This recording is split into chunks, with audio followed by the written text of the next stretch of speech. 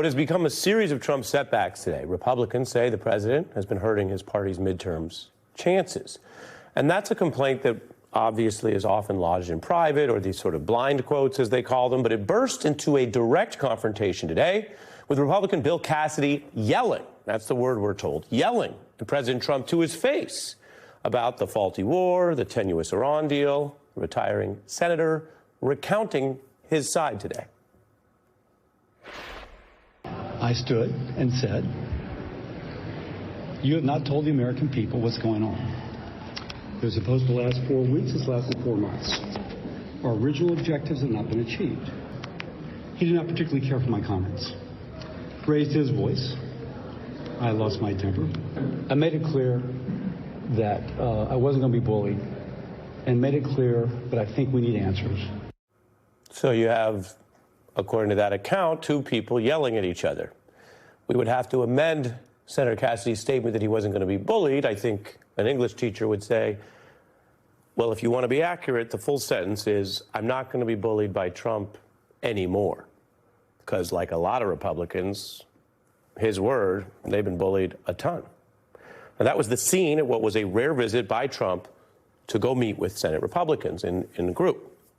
And Trump was also, according to reporting, reduced to asking for more help from Republican leader Thune amid setbacks. Remember, Trump just lost that big Senate war powers vote, with Republicans turning on him. And that was coming after he had squeaked by in prior votes. So if you're counting this as momentum, he's losing it.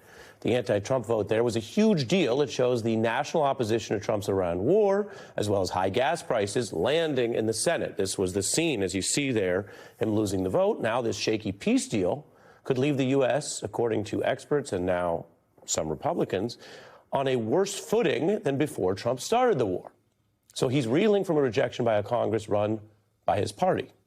You know, you can go all the way back to Vietnam, where the opposition actually took many, many more years to build to this level, to find this kind of united opposition. And I say that as a reference point because sometimes people think, well, is Trump getting away with everything, or it all seems to just kind of happen and not matter? But it's actually quite the opposite. In ways we can measure, this is higher, faster opposition than other presidents have faced.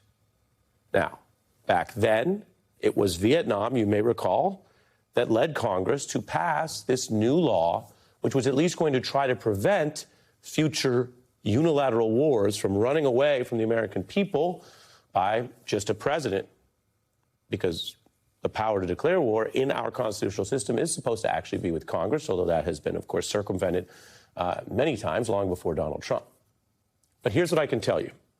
Right now, Donald Trump is actually the first president since that Vietnam-era law passed to ever actually see both houses of Congress use the War Powers Act to reject him as commander-in-chief, to reject what he's doing abroad with, again, your tax dollars, your military, and of course, if you're in a military household, what he's sending young men and women to go off and fight. No other president has seen this kind of opposition on record in the Congress to their ability to be commander-in-chief, and this has happened despite his party controlling the Congress. Here's how the New York Times reported it. Trump's loss in this week's vote is the first time the enactment of the War Powers Resolution of 73 that both chambers of Congress have approved a resolution directing a president to end a military conflict. The Times reporting that the House passed the measure earlier this month after Republican leaders who tried to block it basically failed and were, quote, unable to keep the party unified. Now you can say that again. Those setbacks in a Congress that we're told is so partisan or so under Trump's thumb, those setbacks are on the biggest issue. And if you follow Republican politics, if you follow conservative-leaning podcasts, and you don't have to, we'll follow it for you and update you on the key takeaways, the headlines, this issue and Epstein, the Iran issue and Epstein, have split this party unlike anything else in the last 2 years of this Trump second term. Let's start with what is a historic rejection of the president's exercise of his commander-in-chief powers. You're in the body where that occurred. How did that happen? How did we get here? Does it matter? Well, I think it's an important inflection point. We have watched this Congress under the leadership of Republicans give over its power time and time again. confirming people who are egregiously unqualified for office, the likes of Pete Hegseth, Robert F. Kennedy. And then Trump dragged us into an illegal war of choice.